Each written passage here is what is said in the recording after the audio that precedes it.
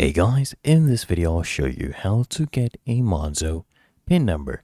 The first thing I want you to do is launch the Monzo banking app. And as you can see, this is my Monzo account. You can see your account number right here. Now don't go ahead and click on this card. Click here on this icon for card.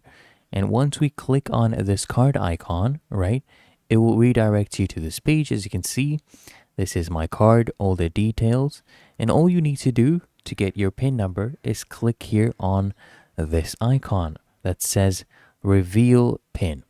Okay, and as you can see, it will show you your current PIN, which you can change at any time at any bank ATM under PIN services.